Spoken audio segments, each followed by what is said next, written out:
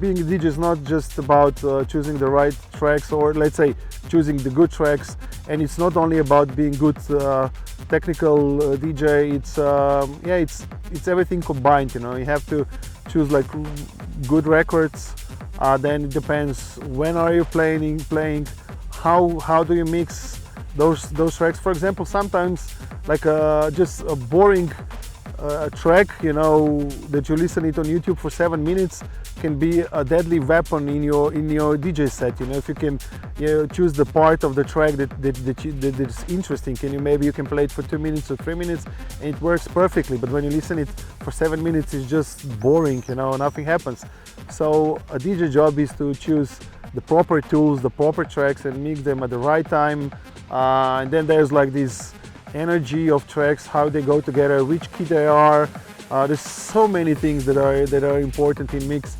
I should have a drawing board behind me so I could actually visualize you. No, I could, because I studied that. You know, it's like I studied the whole mix, and I would draw you a perfect mix, and then I would play it to you so you could hear my philosophy behind the mix. But yeah, it matters. Good tracks, the moment, what's the time in the night, where behind who you're playing, quality of tracks, the transition, the mixes.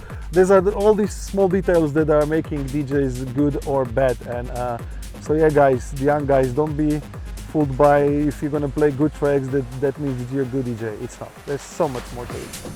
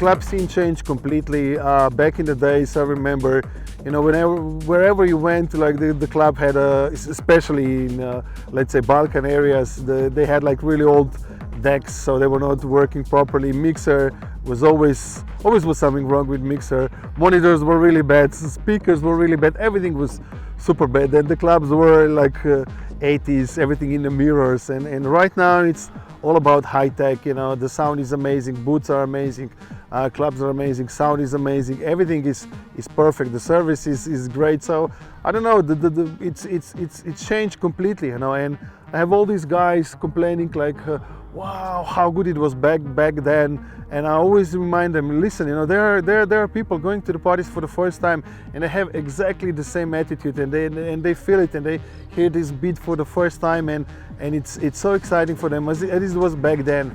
And they're trying to like persuade me, no, it was much better then. And I tell them, no, really, it's the same. I mean, it's different, but it's the same. You know, the main feeling, having fun, being free, enjoying, you know, the night, and endless possibilities, you know, just come up, and that feeling didn't really change much.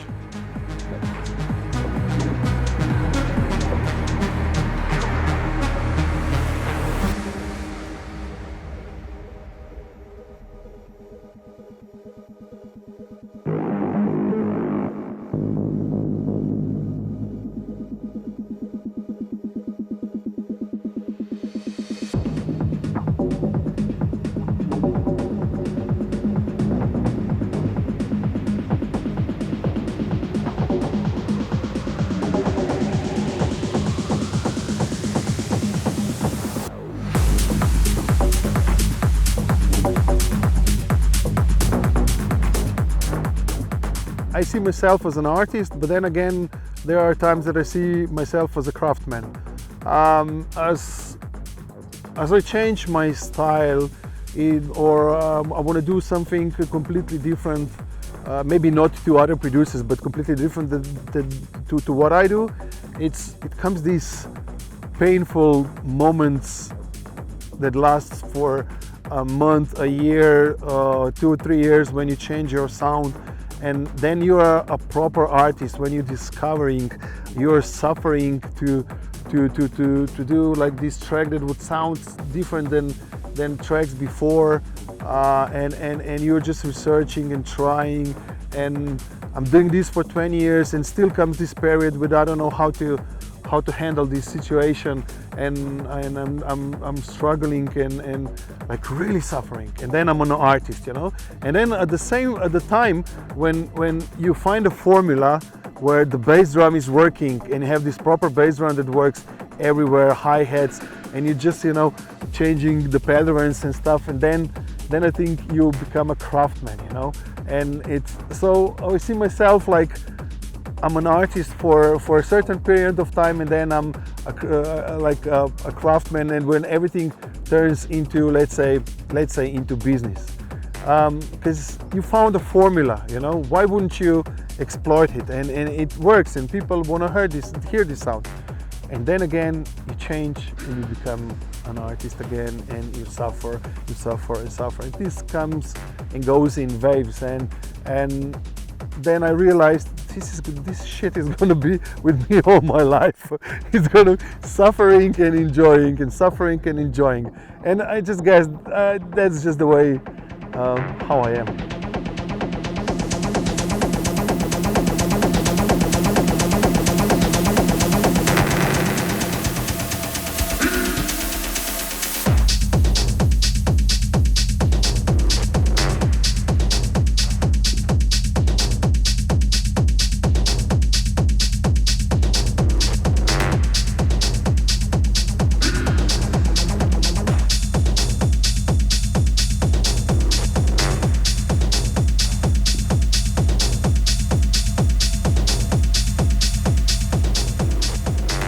Yeah, luckily I almost never have any creativity blackouts. It happens, but like really on short period. For me, it works. If I work in the studio, creativity is just there, and then maybe I'm traveling and I'm away for 2, 3, 4 weeks, and I don't go in the studio. Then creativity kind of I have like a step back. It's like I have to go in the studio for 1 day, 2, 3 days, that I get a knowledge of an environment again, you know, and then it's not a problem for me. I just work, and it's funny when I hear that like this, I don't know, DJ or producer or whatever, he's explaining, yeah, I'm gonna go in the studio and now I'm working on an album and I'm working on a new tracks. It's like, man, what are you doing? I'm doing this every day, you know. Whenever I'm in Ljubljana, I go in the studio, you know, at least for an hour, 2, 3, to see what's going on. It's what I do. It's my life, you know. For me, it's a common thing. And then, yeah, I made this album, and then for 5 years they don't go in the studio.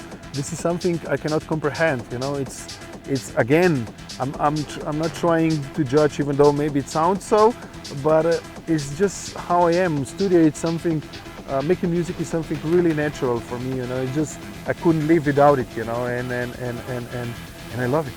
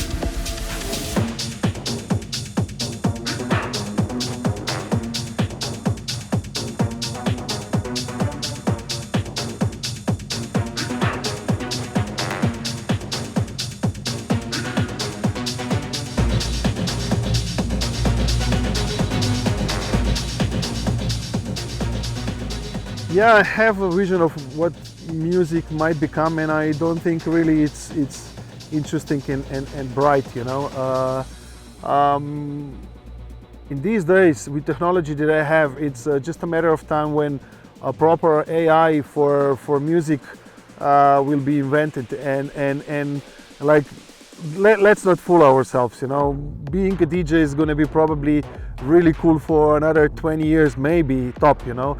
And something that I'm doing right now, like every single computer will be capable of.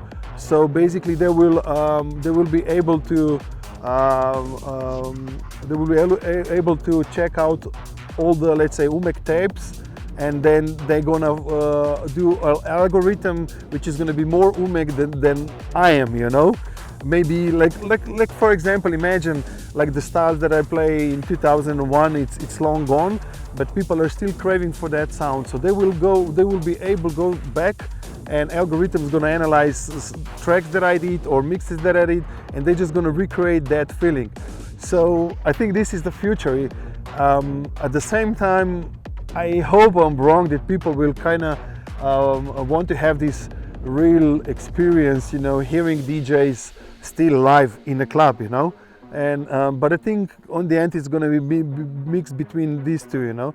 Imagine having an algorithm where you could, you know, tweak the parameters of a certain DJ, and you could listen to this stuff at home. I think it would be pretty interesting, you know.